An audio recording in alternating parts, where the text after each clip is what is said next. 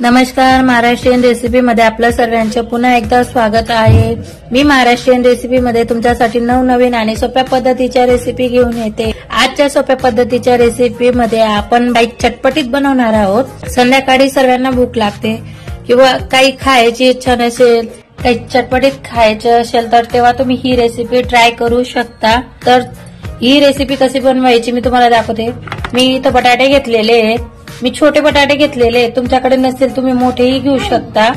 चला तर मग ही रेसिपी कशी बनवायची मी तुम्हाला दाखवते। सर्वात आधी आपल्याला हे बटाटे कट करून घ्यायचे आहेत। बटाटे कसे कट करायचे ते तुम्हाला सांगते मी। बटाटा घेतलेला आहे मी, असा थोडा लांब कट करून घेते मी त्याला। अशा प्रकारे कट करून घ्यायचे आहे आपल्याला तो। हे बघा, मी जास्त बारीकीने जास्त जाडीने असे पीस केलेले ते बघा, सर्व असेच कट करून घ्यायचे आपल्याला सर्व बटाटे।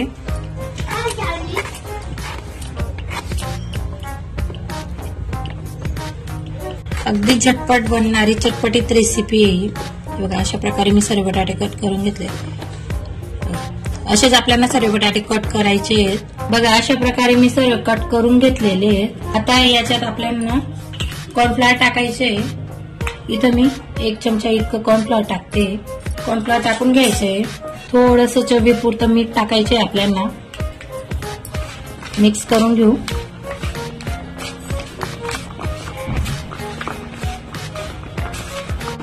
पाणी वगैरे काहीच टाकायचे नाही, कारण की बटाट्यांना पाणी खूप असतं, पाणी सोडतात, ते ओलेच असतात, म्हणून पाणी टाकायची गरज नाही।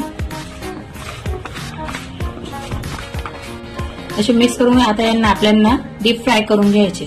मी इथे एक कढाई घेतली, आधी तेल तापवून घेतलेलं आहे। गॅसची फ्लेम मीडियम ठेवायची आपल्याला, जास्त लो नाही ठेवायची। तेल तापवून घ्यायचे। आता हे आपण फ्राय करून घेऊ मस्तपैकी।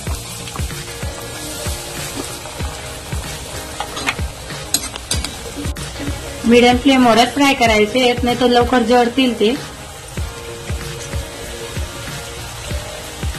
रंग बदलेपर्यंत तळायचे आहेत आपल्याला। कोणी कोणी ही रेसिपी बनवली हे मला नक्की कमेंट करून सांगा। किती छान रंग आला आहे आणि खणखणीत बघा, आवाज बघू शकता तुम्ही। अशा प्रकारे तळून घेतलेले आहेत मी सर्व, आणि आता यांना बाजूला काढून घेऊ आपण।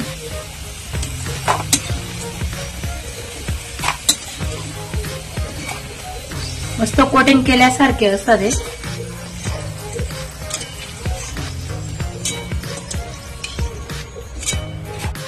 बघू शकता तुम्ही किती खणखणीत आवाज येतोय। आपली चाट तयार करायची आपल्याला, जशी आपण बाहेर खातो लॉरीवर वगैरे तशी। इथं मी मसाला घेतलेला आहे थोडासा। हा मसाला मी मॅगी मसाला, आपली चटणी आणि चाट मसाला टाकून तयार केलेला आहे, म्हणून आधी हा थोडा टाकून घ्यायचा आपल्याला। अशा प्रकारे मिक्स करून घेऊ। आता याच्यावरती आपल्याला थोडेसे बारीक चिरलेले कांदे, बारीक चिरलेला टोमॅटो, कोथिंबीर, थोडी शेव टाकायची आहे। तुम्ही फक्त अशीही खाऊ शकता, पण चाट म्हटलं म्हणजे दही शिवाय चाट नसते।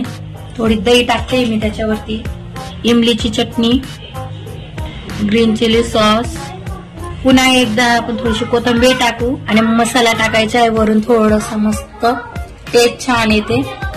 थोडासा लिंबू टाकायचा आहे बघा। तयार आहे आपली लॉरी सारखी चाट। बघायलाही किती छान वाटते, किती मस्त दिसते, तशीच खायलाही टेस्टी असते। आहे ना दिसायला जशी आपण बाहेर खातो तशी। मग आता बाहेर कशाला जायचं, घरीच बनवा लॉरी सारखी मस्त आलू चाट।